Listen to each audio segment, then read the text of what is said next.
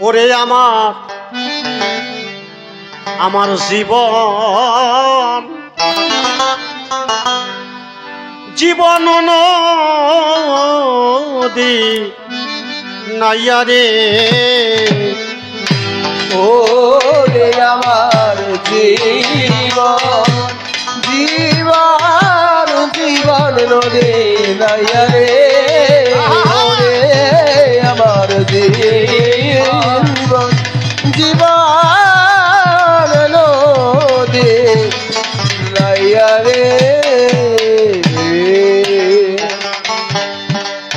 ওরে কবে আমার তীরে ভিড়াবে না আমার তীরে ভিড়াবে না ধীরে ধীরে বাইয়া রে ওরে আমার জীবন জীবন নদী নাইয়া রে বের হয়েছি সেই যে ভোরে ধরণী ধুলে খেলা করে বেলা গেল দয়াল তোমাকে ভুলে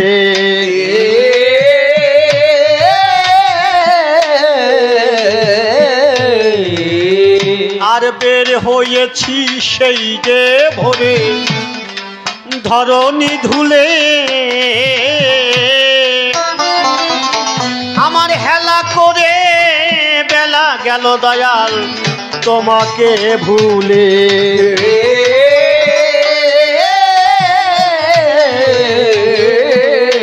ওরে এখন দিনের শেষে নদীর কূলে দিনের শেষে নদীর কূলে রয়েছি দাঁড়াইয়া রে ওরে আমার জীবন জীবন নদী নাইয়া রে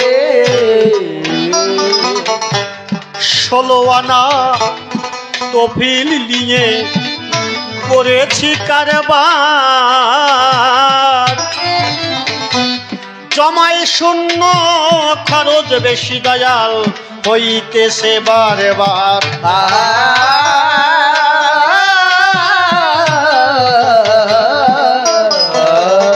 আর 16 আনা কপিল নিয়ে করিলাম কারবার আর জমায় শূন্য খরচ বেশি দয়াল হইতেছে বারবার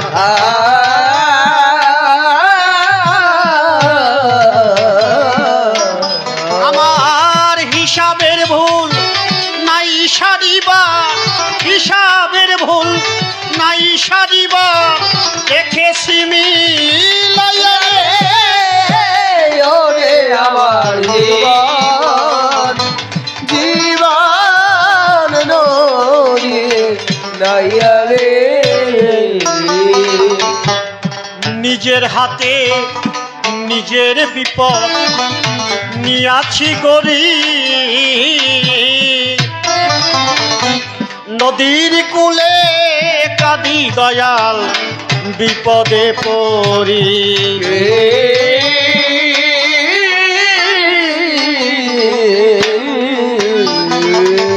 আর নিজের হাতে নিজের বিপদ নিয়াছি গরি আর নদীর কূলে কাঁদি দয়াল বিপদে পড়ি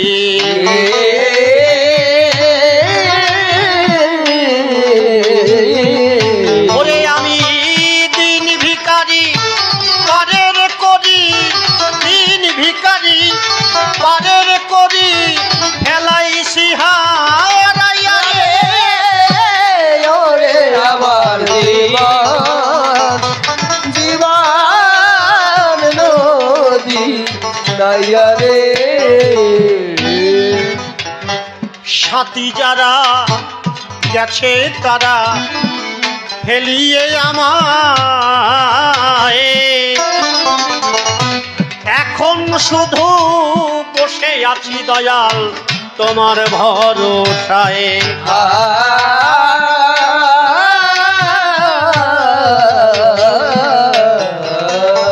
আর সাথী যারা গেছে তারা ফেলিয়ে আমায়, এখন শুধু বসে আছি দয়াল তোমার ভরসায়।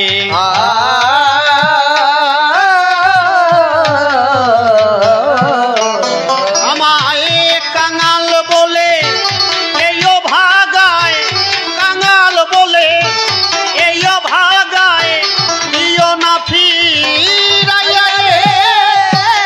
ওরে আমার জীবন জীবন নদী নয়া রে। পাগল বিজয় বলে আছি আমি ভবেরই কুলে, আর কবে এসে নাবিক বন্ধু নেবে গো তুলে।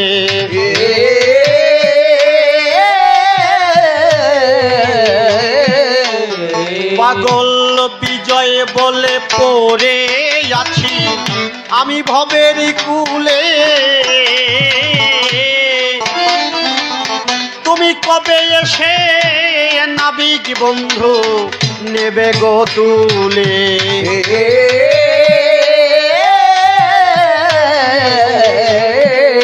ওরে তোমার পাড়ের তরি দিবে খুলে, পাড়ের তরি দিবে খুলে, বনের লগন পাইয়া রে। ওরে আমার জীবন জীবন নদী নয়া রে। হরিবাস সরকার নামটি নিয়ে সভাতে দাঁড়াই, কিছু প্রশ্ন করে গেলাম তারজ্ঞ সরকার। প্রথম প্রশ্ন করলাম আমি আমার কথা নিও, মতুয় দর্শন কেন দিল বুঝাইয়া বলো। এই মতুয় দর্শন জগৎ মাঝে এলো, তোমার কাছে একটি আমার কথা বলা ভালো। এই ধর্ম দর্শন থেকে কি ভাই আমরা পাই, কেন এই ধর্ম গ্রহণ করব বলো তাই গোসাই। কি আছে মতুয়ার ভিতরে জানিবারে চাই, ব্যাখ্যা করে বুঝাইও তুমি ধর্ম সবার গায়। কি আছে মতুয় ধর্ম দর্শনের ভিতরে? আমি বললাম খিচুড়ি খাওয়া ছাড়া আর কোনো কাজ নাই। আর এখন মানুষ খিচুড়ি তো খায় না, আর মানুষ বুদ্ধিহীন হচ্ছে কেন জানেন? এই খিচুড়ি খাইয়া। এক গোসাই বলছিল যে খিচুড়ি খালি নাকি মাজা শুকিয়ে যায়, ভালো প্রোটিন যুক্ত খাবার খাও। এই হিন্দু সমাজ সনাতন ধর্মের মানুষ তখনই এরা শক্তিশালী হবে, কখন? যখন এরা প্রোটিন যুক্ত খাবার খাবে। মুসলমানরা গরু খায়, ওদের ভিতরে কেন এত হিংস্রতা জানো? আর আমাকে যত পারো নিরামিষ খাও, আরে নেতু হয়ে পড়ো। ধর্ম দর্শন মতুয়াদের ডাল ভাত আর খিচুড়ি আর একটু হরিনাম, এই ছাড়া ওর ভিতরে কোনো দর্শন খুঁজে আমি পাই না। আমরা কলিযুগের মানুষ যে মতুয় ধর্ম গ্রহণ করব, কিভাবে করব, কি আছে ওর ভিতরে? আমার মনে হয় এর থেকে নামের মালা হাতে নিয়ে মন্দিরেতে যাব, চোখের জলে ভেসে ভেসে আমরা কৃষ্ণ নাম করিব। যদি কৃষ্ণ দয়া করে জগত মাঝারে, রাধা রানীর কৃপা হবে বলিলাম আচরে। হরি বল হরি বল হরি বল হরি বল হরি বল। রাধা রানীর মধুর মিলন যদি দেখতে পাই, জীবন আমার ধন্য হবে বলে গেলাম তাই। ও বলে গেলাম তাই, ও বলে গেলাম তাই। মতুয় ধর্ম দর্শনের ভিতরে কি আছে তাই ব্যাখ্যা করে বোঝাইও ধর্ম সবার গায়ে। এই প্রথম প্রশ্ন করলাম আমি আমার কথা নিও, ভালোভাবে আসরে এসে বোঝাইয়া দিও। বৈষ্ণব দর্শন আর মতুয় দর্শন রয়, এর ভিতরে কি পার্থক্য বলো মহাশয়? আমরা কি করি? আমরা সকাল সন্ধ্যা সন্ধ্যানিক করি, আর ওরা কোনো সন্ধ্যানিক করবে না। কত পার্থক্য দেখেছ? আর আমাদেরও কিছু নিয়ম আছে। একজন বিজয় সরকারের কাছে গেছে, আমি গণপতি সরকার হয়ে বলছি, বিজয় সরকারের কাছে গিয়ে বলছে, সরকার মশাই আমি যখন সন্ধ্যা করতে যাই আমার একটা অসুবিধা হয়, এই অসুবিধার সমস্যা সমাধান করবার জন্য তোমার দ্বারে আছে। বিজয়বাবু বলছে কি সমস্যা? মানে উনি যখন ভগবানের ভোগ লাগাতে যায় তখন ওনার পাদ আসে। পাদ বোঝো তো? যেই পাদ আসে এখন ভাবতেছে সেই সময় ভোগটা লাগাবে কিনা। বিজয়বাবু বলছে এত বিরাট সমস্যা, যদি এইরকম সমস্যা তোমার হয়ে পড়ে তাহলে কথা নিও, অন্তত 2 থেকে 3টা তুলসীর পত্র চয়ন করে একটু গঙ্গা জল ছিটি দিয়ে তারপরে ভোগ লাগাতে বসো। এখন ও লোক অগ্রিম কথা বলতেছে কি, যদি জলে ছিটি দিয়ে যদি ভোগ লাগাতে বসে যদি আবার ফাঁদ আসে।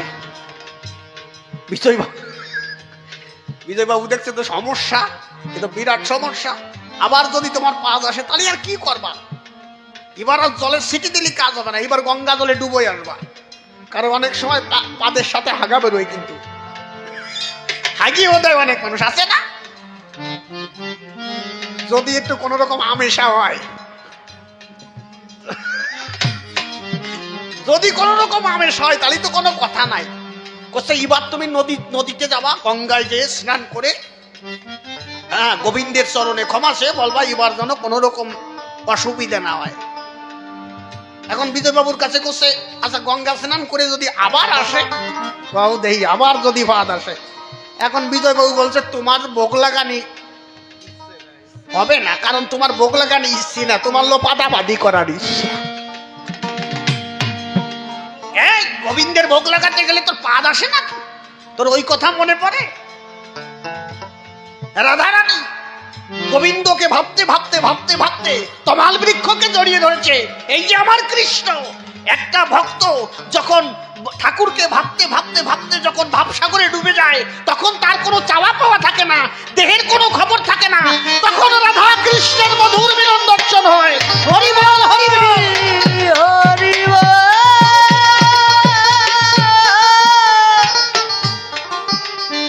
হরি বল।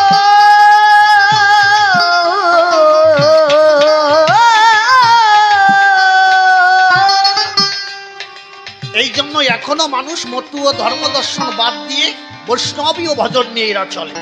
কিন্তু এই ভজন আর তারক গোসার ভজন, তারক গোসাই মতুয় ভজন, কিন্তু উনি গানে লিখেছে তোরা কে যাবি গৌর ঘাটে আই চলে, সখী সকলে আমরা যাই সবে মিলে, আমার মন ডুবেছে গৌর ঘাটে প্রেম বন্যার কল্লোলে। শোনো শোনো শোনো তুমি আমার কথা লবে, 2 ধর্ম দর্শনের ভিতরে বোঝাইয়া দেব। এই বৈষ্ণব ধর্ম দর্শন আর মতুয় দর্শন রয় আলাদা নাকি এক বোঝাবে আমায়। 2খানা প্রশ্ন করলাম আমার কথা নিও, ভালোভাবে আসরে এসে বোঝাইয়া দিও। 3য় প্রশ্ন করে গেলাম আমার কথা নিও, এই জীব কিভাবে মুক্তি পাবে তাই আমারে কইও। এই জীব মুক্তি পাবে কিভাবে? এই মতুয় দর্শন নিয়ে মুক্তি পাবে, নাকি বৈষ্ণব দর্শন নিয়ে মুক্তি পাবে, না শাক্ত ভক্ত কালী পূজা করলে? কারণ পূজার তো এখন আর অভাব নাই, কেউ কালী পূজা, কেউ শিব পূজা, কেউ দুর্গা পূজা, মানে বাদ নাই। কালী ভক্ত যে হয় সে করছে আমার মা কালী ছাড়া পৃথিবীতে আমার কেউ নাই। যে বাবা পাগলার ভক্ত সে সব সময় কয় জয় বাবা জয় বাবা, আমার বাবাই সব। শাস্ত্রে বলছে হরিনাম ছাড়া জীবের গতি নাই, গতি নাই, গতি নাই। জীবের ভিতর কি মুসলমানরা পড়ে না? ওরা মুক্তি পাবে কি করে? আমাদের এই জীব মুক্তি পাবে কিসে? কোন বস্তু ধারণ করলে সেই পরম বস্তু, সেই অনাদিরাদি গোবিন্দকে আমি পাবো? কোন পথ, কোন মত গ্রহণ করলে? আমি তো দেখেছি কত মত, খিচুড়ি খাওয়া মত, নিরামিষ খাওয়া মত। আমার একজন বলছে ভগবান এখন আসে না কেন জানো? আগে আসতো, এখন আসে না। আমি কইছি কেন এখন আসে না কেন? কসে এখন মারা খালি নকুল দানা দেয়, উনি নিরামিষ খাইয়া উনি নেতুই পড়েছে। নকুল দানা দিয়ে শীত করে ফেলায়, তাই খাও খাও না খাও না খাও, এই জন্য ভগবান আসে না। ওনারে যদি একটু ভালো প্রোটিন যুক্ত খাবার দিত মাঝে মাঝে আসে। কিন্তু আমি তোমার কাছে জানতে চাই, সুন্দরভাবে বোঝাইও, এই জীব কি করে মুক্তি পাবে তাই ব্যাখ্যা করে বোঝাইও ধর্ম সবার গায়ে। তবে আর বেশি কথাই আমি বলবো না, ছেড়ে দিয়ে যাবো আমার এই কাব্য আলোচনা। এরপরে তারক গোসাই সভাতে আসিবে, তাহার ভাবের কথাগুলি তুলিয়া ধরিবে। দেখি এসে কোন ভাবে সে কোন কোন কথা কয়, কোন ভাবে এসে দেয় তার ভাবের পরিচয়। সেই ভাবে থেকে থেকে আমি বলে যাব তারে, এই তো বাসনা মোর রয়েছে অন্তরে। ধরে ধরে জবাব দিও সবার ভিতরে, তবে আর বেশি কথা বলবো না আসরে। শোনো শোনো শোনো তুমি আমার কথা নিও, ধরে ধরে আসরের মাঝে তুমি জবাব দিও। তবে আর বেশি কথাই আমি বলবো না, ছেড়ে দিয়ে যাবো আমার এই কাব্য আলোচনা। যাক, তবে বেশি বলে কোনো দরকার নাই, আমার মতো ভাবি কানে শেষ করিতে চাই। এরপরে সেই জনসভাতে আসিবে, তাহার ভাবের কথা তুলিয়া ধরিবে। দেখি এসে কোন ভাবে কোন কথা কয়, কোন ভাবে এসে দেয় তার ভাবের পরিচয়। তবে আর বেশি কথা বলবো না, ছেড়ে দিয়ে যাবো আমার কাব্য আলোচনা। এদিকে তুই আছেন যারা ভক্তগণ, বন্দনা করে যাই সবার চরণ, ভুলত্রুটি আমার মার্জনা করে রেখে দেবেন আপনাদের চরণের পরে। এই পর্যন্ত আমার আসর সাঙ্গ হয়ে গেল। প্রেমানন্দে ভক্ত বৃন্দে সবাই হরি হরি শ্রী শ্রী হরি গুরু চাঁদ বাসন্তী সত্য ভাবা প্রেমা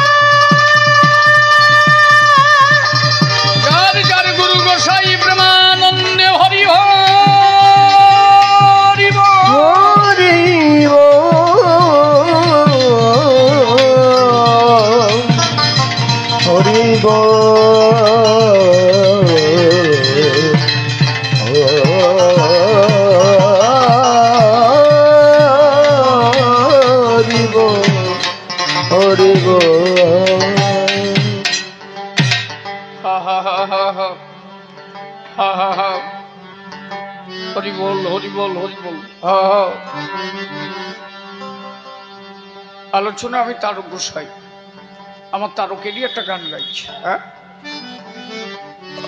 আপনারা তো তারক গোসার নাম শুনেছেন সবাই। আস্তে, শ্রীমৎ স্বামী তারক গোসাই শ্রী শ্রী হরি লীলামৃত গ্রন্থ যিনি বিরচিত করেছিলেন,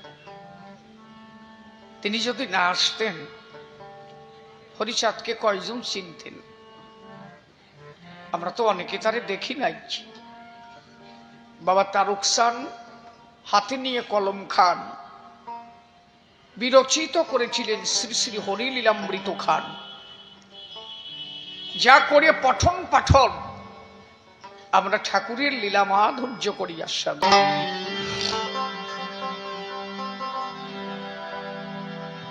জন্মী যে জন্মে ব্রহ্মকুলে জানো না জানো না জানো না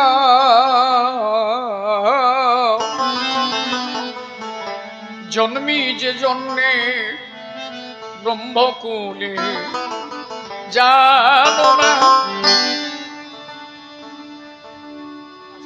আমি আচরিব গোপ ধর্ম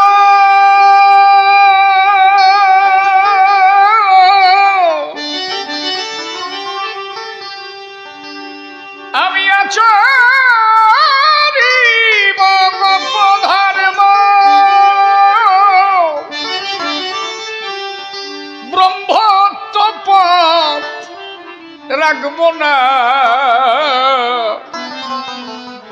জন্মি যে জন্মে ব্রহ্মকুলে জানো না জানো না জন্মি যে জন্মে ব্রহ্মকুলে জানো না জন্মি যে জন্মে ব্রহ্মকুলে জানো না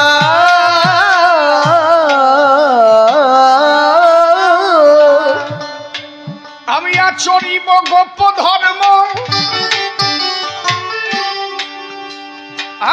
আমি আচরিব গোপ ধর্ম আচরিব গোপ ধর্ম ব্রহ্মত্ব পদ রাখব না জন্মি যে জন্মে ব্রহ্মকুলে জানো না জন্মি যে জন্মে ব্রহ্মকুলে জানো না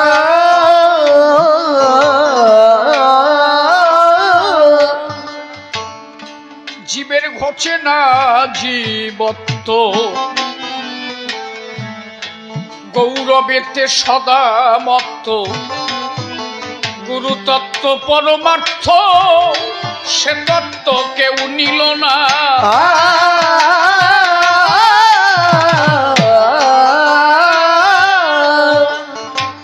এ জীবের ঘটে না জীবত্ব গৌরবেতে সদা মত্ত গুরুতত্ত্ব পরমার্থ সে তত্ত্ব কেউ নিল না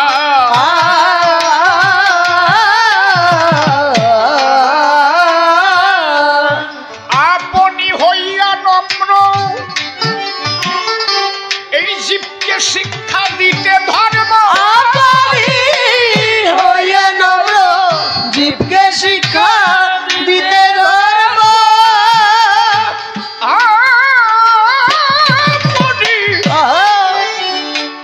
আপনি হইয়া নম্র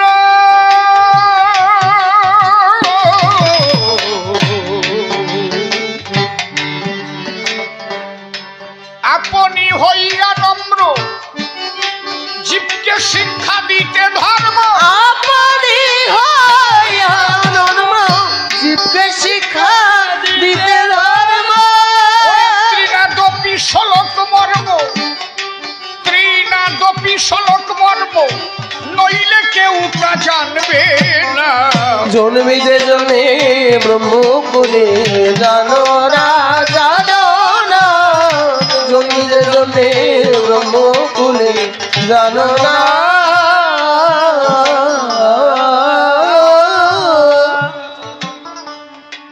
আমি কলদিয়া চণ্ডাল জবনী হরি বলাই বন্ধু জনে আরে গোপ হতে কত গুণে নত হলাম দেখো না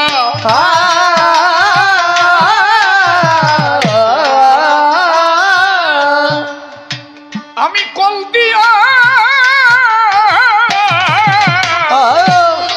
কলদিয়া চণ্ডাল জবনে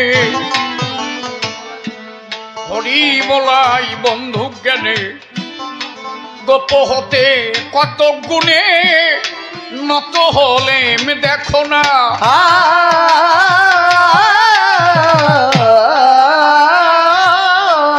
তোরা দিবি ফল উচ্ছিষ্ট তাতে আমার কিসের কষ্ট ফল সৃষ্ট তাতে আমার কিসের কষ্ট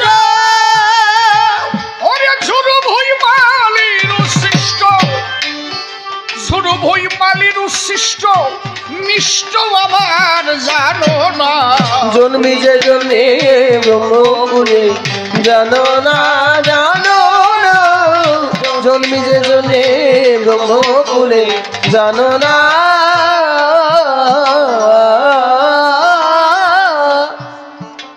সাধুগুরু বৈষ্ণব হেরিয়ার যত পুরুষ নারী প্রণাম গ্রহণ করিবেন সবাই।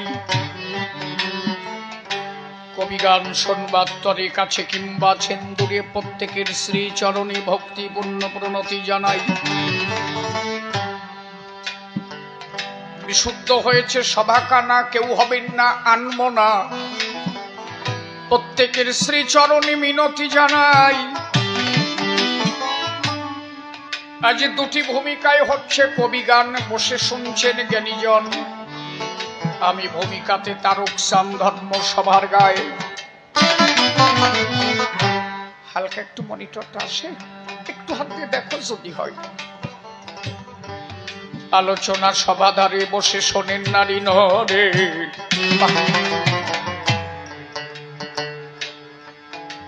বিপক্ষে হরিবর এসে জিজ্ঞাসা করেছে ধর্ম সভাস্থান। আপনারা কি আমার কথা বুঝতে পারছেন সর্বজন? সমস্যা নাই তো কোন? বাহ, কি লিখেছে হরিবর, কি বলেছে? হরিবর বলেছে তাই। এমন কি আদর্শ হরিচাঁদ দিল, জগতি কি প্রচার করলো, যা দেখে মানুষ মতুয়া হতে চায়। বলো দেখি সভা তলে আমার কাছে কহ খুলে, আর বৈষ্ণব মতুয়া সব তাল বলে, এরা আলাদা কোথায়? বলো এরা তো এক জায়গা কিছু নাই, তাই তো? একদিকে বৈষ্ণব ভজন, একদিকে মতুয়া ভজন, এদের মধ্যে তো মিল নাই কখন, তাই তো? বৈষ্ণবরা হাতে মালা নিয়ে কৃষ্ণ গুণ গায়, আর প্রকৃত মতুয়া যারা জয় হরি বল বলে তারা ওই যে ডঙ্কা কাশি ধরে তারা হরি গুণ গায়। দেখি যত বৈষ্ণবগণে মাতিয়া নাম সংকীর্তনে, খোল করো তাল এনে তারা কৃষ্ণ গুণ গায়। আর ওই যে মতুয়া যারা ডাঙ্কা বাড়ছে তারা লম্ফ ঝম্প দিয়ে কেন তারা মেতে সবাই ধায়। তাহলে আসলে তো এরা এক না। ওরা কৃষ্ণ নাম করে মধুমাখা উচ্চেশ্বরে বসিয়া খোল করো তালের ভিতরে কেউ মালা টিপে করে, তাই তো? আর মতুয়ারা হরি বল হরি বল, এই একটা তো ভাব ঠিক না। শালা ভালো কথা কইছে, দেখছিস এত বুদ্ধিও কোন জায়গা পাইছে। আর কয় যে কলিজীবের মুক্তির পথ কি, এই আলোচনা কি আগের দিন হয়েছে নাকি? হয় নাই না? যাক ভালো হয়েছে। ওরা যা করে করুক, কি আমরাও দিক দিয়ে যাবো কেন? কি আমরা আলাদা দিকে যাব? আলোচনা শোনো। আমি যে গান করছি কীর্তন, এটা লিখেছেন কাশীনাথ নন্দন শ্রীমৎ তারক গোসাই লিখেছে। তার কথাগুলো কার? মহাপ্রভু বলছে জন্মি যে জন্যে ব্রহ্মকুলে জানো না। ব্রহ্মকুলে মানে ব্রাহ্মণদের ঘরে। জন্মি যে জন্যে ব্রহ্মকুলে জানো না, আমি আচরিব গোপধর্ম ব্রহ্মত্ব পদ রাখবো না। মহাপ্রভু বললেন আমি কি দেব জানো? গোপধর্ম দিতে এসেছি আমি। গোপধর্মটা কি? যে ধর্ম ছিল গোপীদের ভিতরে, মধুর বৃন্দাবন মাঝারে,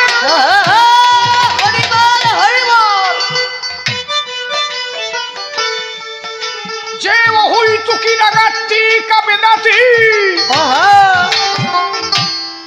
মহাভাব সাগরে, বেদ বিধির ঊর্ধ্বে যে প্রেম বিরাজ করে। আমি সেই প্রেম দিতে এসেছি গৌর হয়ে নদিয়ার বাজারে। প্রেমটা কি? যেখানে কোনো জাতাজাতি থাকবে না। আমি ব্রহ্মত্ব পদ রাখবো না। জাত কুলের পর্বাটা দিয়ে আমি যবন চণ্ডাল ব্রাহ্মণ এক দলে মিলাইয়ে করাবো হরিনাম কীর্তন। আচ্ছা বলেন তো, মহাপ্রভুর যে ভাব আর মতুয়াদের ভাব এক বিন্দু আলাদা ছিল নাকি? মহাপ্রভু যে ভাব দিতে এসেছিল তার পূর্ণ প্রকাশ মতুয়াদের মধ্যে ঘটল। প্রকৃত বৈষ্ণব যদি হয় কেউ, সে কখনোই মতুয়াদের নিন্দা করতে পারে না। আজকে একটা ছোট্ট একটা কথা না বলে পারবো না। এই জায়গা তো বিভিন্ন সম্প্রদায়ের মানুষের বাস নাকি? এই যে আমরা হরিচাঁদ ঠাকুরের গান গাইছি, ঠাকুরের অনুষ্ঠান, এখানে সম্মিলন, অনন্য সম্প্রদায়ের মানুষ বলে ও হরিচাঁদ আলো নমকে ভগবান, ও সাথে আমরা করবো কেন? আচ্ছা, রামচন্দ্র এসেছিল ক্ষত্রিয় কুলে, ক্ষত্রিয় বংশে রাম এসেছিল। আচ্ছা, আমরা নমরা জয় শ্রীরাম কই না? একটা মরিয়ে গেলি রামায়ণ দিই না? কথা কও না কেন? কথা কও না কেন? দেখি না, তাই তো? তাহলে রাম যদি ক্ষত্রিয়দের মধ্যে আসে, ওটা তো ক্ষত্রিয়কে ভগবান, তাহলে আমরা রাম গুণগান দেব কেন? বিষয়টা কি? কিন্তু আমরা নমরা কি জানি? আমরা জানি ভগবান কোনো ব্যক্তিগত সম্পত্তি নয়। যখন ভক্তের প্রয়োজন পড়ে ভগবান তখন আসে তার ঘরে। বোঝা যাচ্ছে তো? তাহলে যখনই ভগবানের প্রয়োজন হবে, এখনই যদি ভগবানের প্রয়োজন হয়, তার আসতে হবে। তিনি ভক্তের অধীন ভগবান। ভক্ত যখনই তাকে করবে স্মরণ, সঙ্গে সঙ্গে আবির্ভূত হতে হবে স্বয়ং নারায়ণ। তাহলে ক্ষত্রিয় কুল উদ্ধার করতে রামচন্দ্র এসেছিল। তার মানে কি রাম একা ক্ষত্রিয়কে নাকি? আমাকে না, ভগবান সবার, আলাদা কারণ না। তাহলে আমরা কিন্তু জয় শ্রীরাম কই, আমরা কিন্তু রামায়ণ গান দিই কেন? আমরা তো কখনো ভাবি না যে ওরা খালি ক্ষত্রিয়কে ভগবান। শ্রীকৃষ্ণ এসেছিলেন গোসেদের ভিতরে, আসতে গোসেদের ভিতরে আইছিল গোপকুলে। তাহলে কৃষ্ণ খালি গোসেদের ভগবান?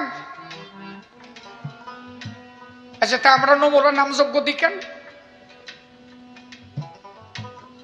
ও তো খালি গোসেরা ডাকবি, তা আমরা ডাকবো কেন? কিন্তু আমরা জানি তাই ভগবান কারো ব্যক্তিগত সম্পত্তি নয়। ও কৃষ্ণ আমারও ভগবান। মহাপ্রভু এসেছিলেন ব্রাহ্মণদের গণে, তাহলে ব্রাহ্মণরা তো চিন্তা করতে পারতো খালি মহাপ্রভু আমাদের, ও আর কারো না। আমরা নমরাই তো মহাপ্রভুর নাম বেশি করি, তাই তো? নাকি আলাদা করছি নাকি? তাহলে আমরা কিন্তু মহাপ্রভুর নাম করি কেন? আমরা জানি ভগবান কোন জাতি ভিত্তিক নয়। তাহলে হরিচাঁদ নমর ঘরে আসছে, এখন খালি হরিচাঁদ নম গাবে কেন? যে যে ঘরে ভগবান আসছে আমরা যদি তাকে নাম করতে পারি, তাহলে তোমরা ঘোষেরা, মাহেশ্বরা, বাহনরা আমাদের সাথে মিশে এখন হরিচাঁদের গুণগান গাবা না কেন? হরি বল, হরি বল, হরি বল। ঈশ্বর কারো ব্যক্তিগত সম্পত্তি নয়। যখন যার প্রয়োজন হয়েছে ভগবান তখন আবির্ভূত হয়েছে। মানুষের তো কোনো জাত নাই। মানুষের জাতি আছে নাকি? এ তো জগতে আসার পরে জাতি গড়াইছে। একটা হিন্দুর স্ত্রী যদি ডেলিভারি হয়, একটা মুসলমানের স্ত্রী যদি ডেলিভারি হয়, সেই একই ডেলিভারি রুমে দেখবেন তো আলাদাভাবে আসে নাকি? ওটাও চেঁচাবে নেই, হয় না, হয় না। ওই ইংল্যান্ডে জন্মালিও কবে নেই, হয় না, হয় না। বেথুয়ায় জন্মালিও কবে নেই, হয় না, হয় না। ইংল্যান্ডে জন্মালি কয় নাকি না, ইস্টু টিস্টু হুস হুস কয় না। ভাষা একই রকম সব জায়গায়। জন্মানোর সময় তোমার সলদাও যেভাবে এসেছে, একজন মুসলমানের ছেলে সেইভাবে এসেছে। ওই ডেলিভারি রুমে কোনো জাত নাই। ওইখান থেকে যখন বেরিয়ে গেল, মুসলমান ছেলে নিয়ে বাড়ি গিয়ে বললো এটা আমার ছেলে, সুন্নত দিয়ে দিল, মুসলমান হয়ে গেল। আমার ছেলেটা চলে আসলো, এটা নমো, এটা আমার ঘরে এসে গেছে, এটা নমো। মায়েশ্বর ঘরে যেটা গেল বলে এটা মায়েশ্বর, এটা গোষে নিয়ে গেল বলে এটা গোষ। আচ্ছা, যখন পাঠালো তখন কি আলাদা ছিল? তাহলে ভগবান যখন পাঠায় তখন একই জাত, সে হচ্ছে মানুষ জাত, তার মধ্যে কোনো পার্থক্য নাই। মহাপ্রভু তাই বলেছেন, আমি দিতে এসেছিলাম আচণ্ডলে হরিনাম দেব, কোন জাতাজাতি রাখবো না। কিন্তু তাকে বাধাপ্রাপ্ত করা হলো। প্রকৃত অর্থে বৈষ্ণবের ভাব আর মতুয়ার ভাবে কোনো পার্থক্য ছিল না। মহাপ্রভুর নিজের মুখের কথা, কলিতেই বাউনের মুখে কিছু থাকবে না, অনন্ত জ্বালার পরে কইছিল। যখন মহাপ্রভু সব ভুলে গিয়ে সবাইকে একত্রিত করতে লাগলো, আচণ্ডলে হরিনাম দিতে লাগলো, বারবার মহাপ্রভুকে বাধাপ্রাপ্ত করা হলো। মহাপ্রভু বললেন আমার দোষ। বলে তুমি বাউনের ঘরে জন্ম নিয়ে সারালের মধ্যে যাও মিশিয়া, এতে আমরা যাব কোন জায়গায়? আমরা কি যাতে উঠতে পারি? আমাদের বাধাপ্রাপ্ত করা হয়। মহাপ্রভু বললেন তাহলে কি করা যায়?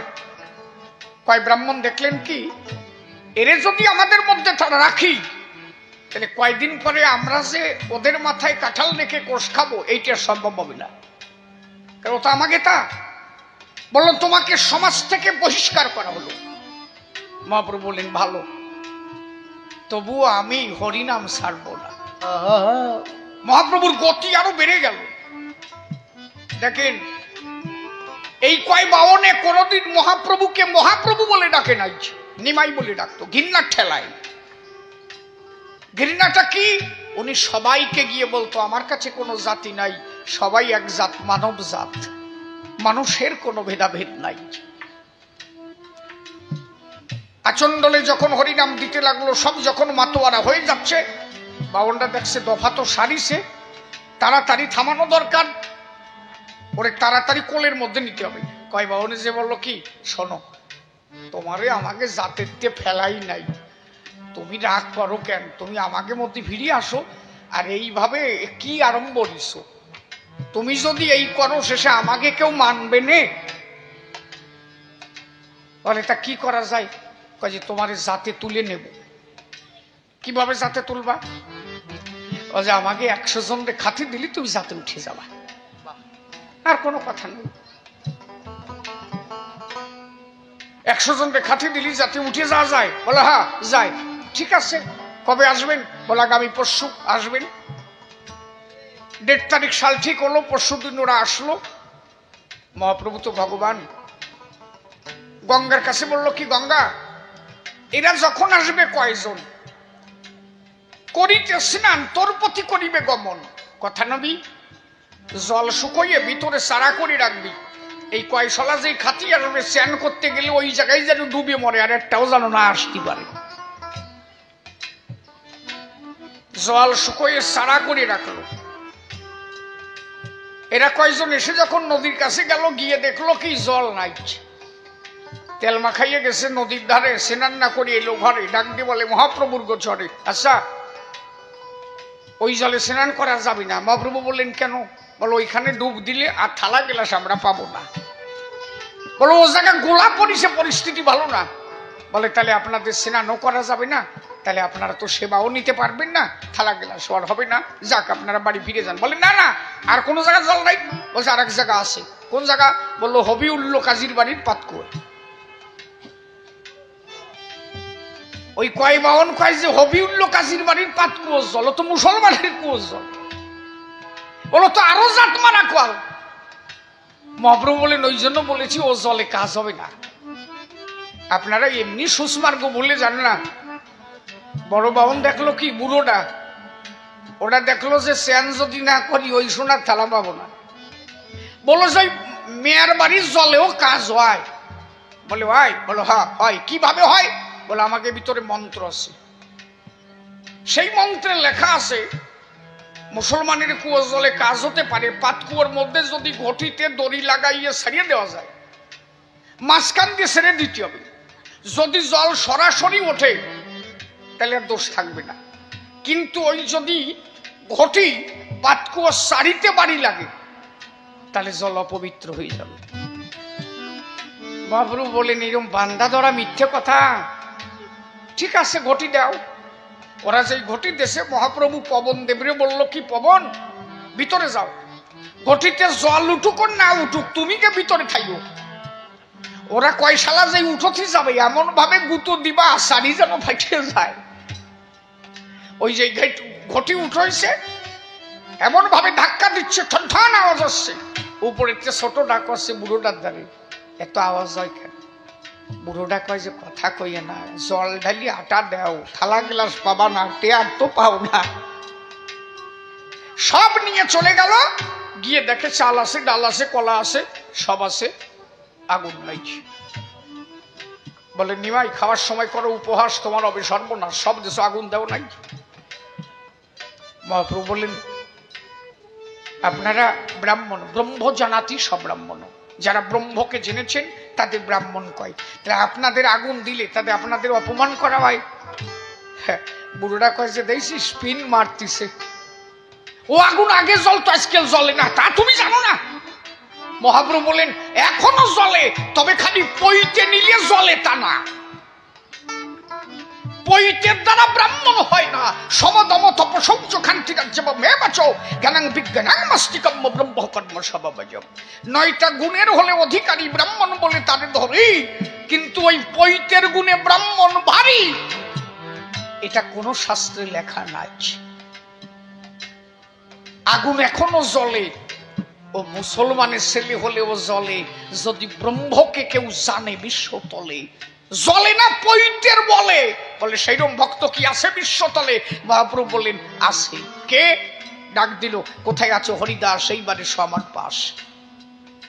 এরা পৈতের জোরে করে বিশ্বাস, কিন্তু ভক্ত যদি হয় হরি নামের দাস, একজন ব্রাহ্মণের মুখে আগুন না জ্বললেও একজন হরি ভক্তের মুখে আগুন জ্বলে। বলে দেখাও সভা তলে। মহাপ্রভু শুকনো কাঠ হাতে তুলে যখন ছিঁড়ে দিল হরিদাসের করমণ্ডলে, হরিদাস হাতে তুলে গৌর হরি হরি বলে যখন থুপকাপ দিল ওই কাঠির উপরে, বসে শোনেন নারী নরে একমাত্র মহাপ্রভুর হরি নামের জোরে। দেখতে দেখতে ব্রহ্মা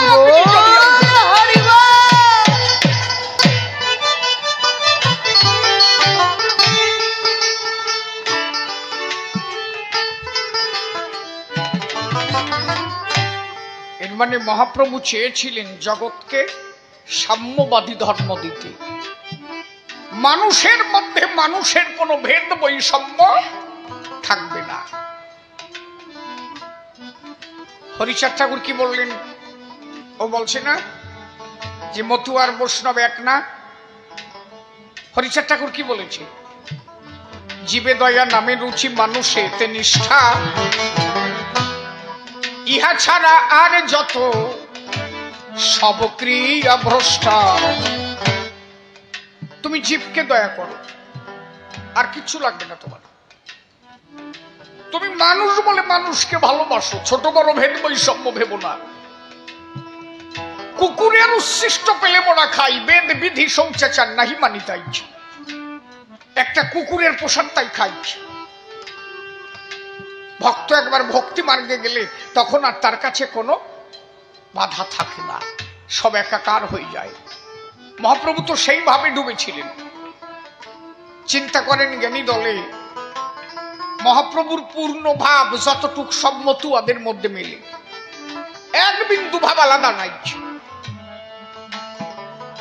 মহাপ্রভু যখন ভাবাচ্ছন্ন হতেন ধোলায় পড়ে গড়াগড়ি যেতেন। নদীর জল নীল, সমুদ্রের জল নীল ভেবে মহাপ্রভু ডুব দিলেন। কেন? উনি ভাবলেন ওই আমার কৃষ্ণ। একটা গোয়াল ঘরকে বৃন্দাবন ভেবে মহাপ্রভু তার মধ্যে গড়াগড়ি দিলেন। কেন? গোয়াল ঘর থেকে গরু হাম্পারবে ডাক দিল, মহাপ্রভু তার মধ্যে গড়াগড়ি গেল। কেন? মহাপ্রভু ভেবেছিল এই বুঝি মধুর বৃন্দাবন, যেখানে লজ্জা ঘৃণা ভয় তিন থাকিতে নয়, পূর্ণ ভাব মহাপ্রভুর মধ্যে, সেই ভাবাচ্ছন্ন ভাব যা একমাত্র মতুয়াদের মধ্যে দেখা যায়। এখানে ডাঙ্কা বেজেছে, কাশি বেজেছে, মতুয়ার দল এসেছে না? আচ্ছা, যখন গড়াগড়ি দিয়েছে তখন কি দেখছে কোন জায়গা হাগা আছে না পায়খানা আছে না বমি আছে? দেখছে? পূর্ণ মহাপ্রভুর ভাব যা মতুয়াদের মধ্যে তাই। এই যে আমি দেখেছি তো কিছু বৈষ্ণব মূল সত্যটাকে না বুঝে মতুয়া ধর্মটাকে নিন্দা করে। আপনি 3 বেলা পানি করের মতো ডুবাচ্ছেন, দাদুর সঙ্গে ফুটা নিচ্ছেন, বৈষ্ণব কারে কয়? সঙ্গে ফুটা নিলে বৈষ্ণব হয়? ভিতর পরিশুদ্ধ হয় নাই। একমাত্র শ্রেষ্ঠ বৈষ্ণব বলে পরিগণিত হলো গোবিন্দের কাছে কে? রহিদাস মুচি। থাকতো কোন জায়গায়? কোনদিন ফোঁটা নেছে গায়ে? জানো রহিদাস মুচির কাহিনী? চামড়ার কাজ করতো, দিন ভরিয়ে চামড়ার কাজ করত। গো চামড়ার কাজ করিয়ে সন্ধ্যাবেলা স্নান করত। গোবিন্দ বলল, যুধিষ্ঠির, বৈষ্ণব সেবা তো হয় নাই। বলে, কারে দিয়ে বৈষ্ণব সেবা দিতে হবে? বললেন, রহিদাস মুচি ছাড়া হবে না। একজন পরিশুদ্ধ বৈষ্ণব জানি বসে শোনেন জ্ঞানী গুণী, ওই রহিদাসকে নিমন্ত্রণ দেওয়া যায়। ওই বৈষ্ণবের সেবা হলে দাঁড়িয়ে বলি সভাতলে, তবে যদি কাপিতঙ্গ তোমার শীতল হয়। অর্জুনকে নিমন্ত্রণ দিতে পাঠালো, বসে শোনেন জ্ঞানী দল। অর্জুন নিমন্ত্রণ দিতে তখন যায়,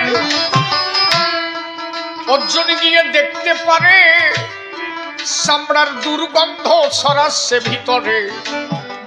অর্জুন ভাবে, এ আবার কোন বৈষ্ণব রে ভাই?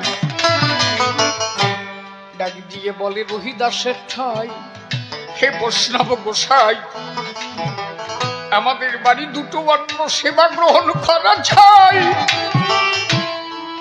রহিদাস অর্জুনের ভাব দেখে ব্যথা তখন পেয়েছে বুকে। বলে, আমার বাড়ি সেবা না নিলে ও বাড়ি খাবো না রে ভাই। লজ্জা ঘৃণা ভয় 3 থাকিতে নয়। রহিদাস ভাব দেখে বুঝতে পারলো অর্জুনের ঘৃণা এখনো মোটেই যায় নাই। অর্জুন মনে মনে ভাবে, তাই এই বাড়ি যদি খাই আমার হবে ডায়রি বমি। এই দুর্গন্ধের ভিতরে কে অন্ন সেবা নিতে পারে? আমি কি করে এই বাড়িতে বলো এখন ভ্রমি। ডাক দিয়ে বলে তখন রহিদাস বলে, আমার বাড়ি অন্ন না করলে গ্রহণ আমি তোমার গৃহে করতে পারি না গমন। অর্জুন পড়ে গেছে নাই, দাঁড়িয়ে বলি সবার ঠাই। বলে, তাহলে তৈল দেন স্নানে আমি যাই অকারণ। এবার অন্য সেবা নিতে গেলে যেতে হবে স্নানে চলে। একটা চামড়ার বাটিতে তৈল এনে দিল। চামড়ার বাটির তৈল দেখে অর্জুন ব্যথা পেল বুকে। এই চামড়ার তেল আমি কেমনে নেব বলো? সামান্য একটু ঘৃণার ছলে বসে শোনেন জ্ঞানী দলে। ওই তেল কোনোভাবে নিয়েছে তার গায়ে। সব ঘটনা রহিদাস দেখে, আর বারে বারে উকি মেরে লক্ষ্য রাখে কি ঘটনা ঘটাচ্ছে অর্জুন গোসাই। তেল নেওয়া হয়ে গেল। রহিদাস বলে, এইবার স্নানে যাওয়া ভালো। চলো আমার পাতকুয়ার কাছে যাই, আসতে বাজাও। এত হাত দিয়ে চাপাই রাখি, বোঝো না? যখন পাতকুয়ার কাছে গেল, বসে শোনেন জ্ঞানী দল। অর্জুন মনে মনে ভাবলো, এই জলে কি স্নানে করা যায়? জলের মধ্যে পোকা কিলবিল করে, চামড়া পচা জলের ভিতরে। এই জল কি ঢালা যাবে গায়ে?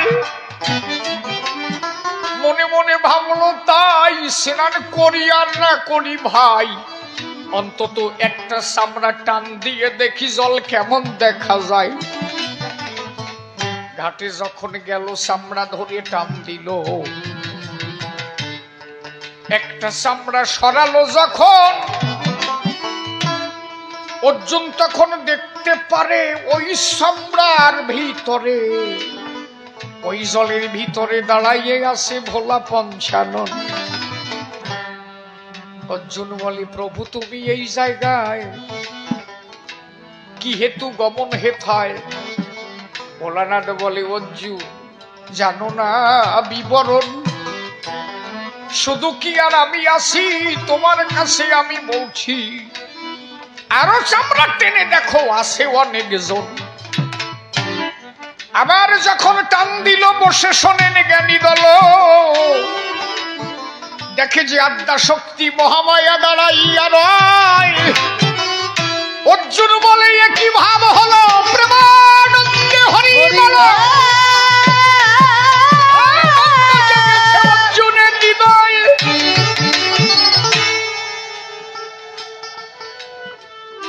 ওমা তুই ওই জায়গায়? কালী বলে, আমি একা নাকি? টানিয়ে দেখ মাল আরো আছে। তুই ঘৃণা করিস কোন জায়গায়? আবার যখন দিয়েছে টান বসে শোনেন জ্ঞানী জন। এই জন্য আমার রশ্মি গোসাই লেখছিল একটা গান, নারকেল বাড়ির গোলক পাগল রে ওজার মহিমায় অপার, আছে না? ও শেষের কলি পড়ে দেখবা। রোহিদাসের চম্র কাঠায় ডাকলেন গঙ্গা হলেন উদয় রে, আছে শাস্ত্রে তাই প্রচার। বলে তারক চন্দ্র সারসন্ধ অশ্বিনী হও নির্বিকার, নারকেল বাড়ির গোলক পাগল রে ওজার মহিমায় অপার। যেই চামড়া ধরে আবার দিয়েছে টান, দেখে চামড়ার তলায় মকর বাহিনী হয়েছে অধিষ্ঠান। মা গঙ্গা দাঁড়াইয়া রয়, বলে, ও মা তুইও আসিস জলের ভিতরে? গঙ্গা বলে তখন অর্জুনের ধারে, অর্জুনের কথা তোমার মোটে জানা নাই। নারায়ণ যখন আমায় সৃষ্টি করেছিল, তার সাথে কথা ছিল সবাই আমার শরীরে স্নান করে পাপ মুক্ত হবে। আমি বলেছিলাম গোবিন্দের ধারে, আমার পাপ কোথায় যাবে বলো মোরে? আমার সেই পাপ দেব কোথায় বলো পরিষ্কার করি? তখন নারায়ণ বলেছিল, তাই যদি কোনোদিন কোন বৈষ্ণবের চরণ ধুলি লাগে খায়, সেই দিন তোর পাপ তাপ মুক্ত হয়ে যাবে। তাই পেতে বৈষ্ণবের চরণ ধুলি, এই ভক্তের পেতে চরণ ধুলি, আমি সদা হরিনামের বৈষ্ণবের চরণ ধুলি আমি পেতে দাঁড়াইয়ে এই জায়গায়। তাহলে দাঁড়িয়ে বলি, সমাস্থান বসে শোনেন জ্ঞানী জন, চামড়ার ভিতরে যদি থাকে প্রাণধান, তাহলে সুষমার্গে কি আসে যায় বলেন দেখি আমার ঠাই? ভিতর বিশুদ্ধ হলে বৈষ্ণব হবে সেই জন। তাহলে কি ভাব, এইটা বুঝতে হবে তো। একটা মতুয়ার মধ্যে যাবেন, কোন সুষমার্গ নাই। আরে পায়খানা করেও মন্দিরে যাওয়া যায়, পায়খানা বসেও হরিচাঁদে ডাকা যায়। আমার বিচরণ পাগল শালা পায়খানার জুড়ি মাথায় নিয়ে ঘুরে বেড়াতো। বিচরণ পাগল পায়খানার জুড়ি মাথায় নিয়ে ঘুরে বেড়াতো, আর গুরুস্থান ঠাকুর পাশ দিয়ে ঘুরে বেড়াতো। বিচরণ কত কি, বাবা তুমি আমার কাছে আসো, আমার গায়ে গুরগন্ধ। ঠাকুর কয় যে, বিচরণ রে, তোর গুরগন্ধ তো উপরে, তোর ভিতরে যে প্রেমের ঘরে, বাইরে কি কেউ দর্শন করতে পারে? তোর মতো অন্তর্শুদ্ধ মানুষ আছে কোনজন? তোর ওই প্রেমের ঘরের গন্ধ দিয়া ঘুর গন্ধ গেছে ঢাকিয়া, সেই প্রেমের দেশে তুই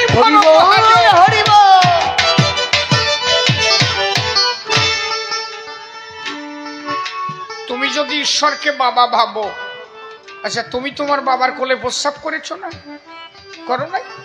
আচ্ছা তোমার বাবা তোমার ফেলাই দিয়েছিল কি? কোনোদিন তো ফেলাই দেয় নাই। তোমারে পরিষ্কার করিয়ে আবার কোলে নিয়েছে। তাহলে ঈশ্বর যদি পরম পিতা হয়, সে যদি তোমার বাবা হয়, তারে যদি বাবা ভাবো তুমি যত পায়খানা করো তাতে দোষ নাই। সে পরিষ্কার করে নেবে তোমায়। তোমার মনটা যেন বিশুদ্ধ থাকা চাই। এই জন্য গুরুচাঁদ ঠাকুর বারবার বলেছে, সাধু সেজো না, সাধু হও। ভাবাচ্ছন্ন একবার হয়ে গেলে, মানুষ প্রেমের দেশে গেলে তার কাছে আর সুস্মার্গ থাকে না, সব একাকার হয়ে যায়, সব একাকার হয়ে যায়। তাহলে প্রকৃত মতুয়াদের ভাব আর প্রকৃত বৈষ্ণবের ভাব এক জায়গায়, বিন্দু মাত্র আলাদা নাই। কথা বোঝা যাচ্ছে নাকি? মহাপ্রভু সাই দিয়েছিল কোন জায়গায়? হ্যাঁ, কোথায় গিয়ে মহাপ্রভু সাই দিয়েছিল? রামানন্দের কাছে সাধ্য সাধন তত্ত্ব শুনতে গেল। রামানন্দ কি বলেছিলেন? প্রভু কহে পরশলোক সাধ্যের নির্ণয়, রায় কহে সধর্মাচরণে বিষ্ণু ভক্তি হয়। প্রভু কহে এহ বাহ্য আগে কহো আর, রায় বললেন কৃষ্ণে কর্মার্পণে সাধ্য সার। প্রভু বললেন এ বাহ্য আগে কহো আর, রায় বললেন জ্ঞানে মিশ্রা ভক্তি সাধ্য সার। প্রভু বললেন এ বাহ্য আগে কহো আর, রায় বললেন জ্ঞান শূন্য ভক্তি সাধ্য সার। প্রভু বললেন এইবার হয় আগে কহো আর। কোন জায়গায় গেলে হয়? মহাপ্রভু হয় দিল কোন জায়গায়? যেখানে গেলে জ্ঞান শূন্য, সেইখানে গেলে ঈশ্বর প্রাপ্তি হয়। কথা ঠিক তো? এটা লিখেছে কে? কৃষ্ণদাস কবিরাজ গোস্বামী, শ্রী শ্রী চৈতন্য চরিতামৃত। কি লিখেছে? জ্ঞান শূন্য ভক্তি সাধ্য সার। যেখানে গেলে জ্ঞান শূন্য, সেখানে গেলে কৃষ্ণ প্রাপ্তি। মতুয়াকে ভাব দেখো তো, ডাঙ্কা বাজে, কাশি বাজে, কি কয়?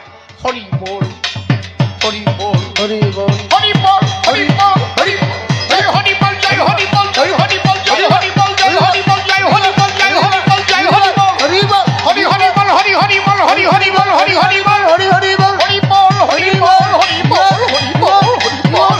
হরি বল। আচ্ছা, হরিনাম করতে করতে কতটা গড়াগড়ি চায় না? কতটা বেহুশ হয়ে যায় না? মাতোয়ারা হয়ে যায়, আর জ্ঞান থাকে না। হ্যাঁ, তখন কি হয়? নিজের স্বামীও যদি সামনে দাঁড়ায় থাকে, নিজের বউও যদি দাঁড়ায় থাকে, স্বামী যদি ভাবাচ্ছন্ন হয়ে যায়, স্বামী যে ধরে বোর পায়। কেন কও তো? তখন ভাবের ঘরে কে স্ত্রী, কে স্বামী, কে ভাসুর, কে শ্বশুর, তখন কিন্তু কোনো জ্ঞান আর থাকে না। তখন হরিনাম করতে করতে করতে করতে সেই প্রেমের ঘরে একবার মানুষ যখন ওই যে বলেছে অজ্ঞান যাবে, সজ্ঞান যাবে, বাহ্য জ্ঞান তোর ভরে রবে, এই তো সাতর যখন হবে চিদানন্দে উঠবে নিশা। হরি বল।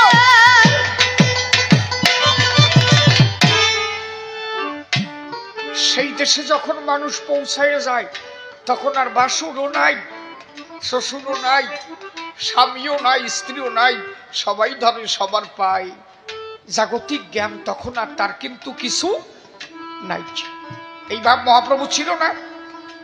কথা কইও। এই যে যেসব আদারীয় বৈষ্ণবকে ভাব দেখো তুমি, তাদের সাথে মতুয়াকে ভাব মেলবে, তাই ভাবো নাকি তুমি?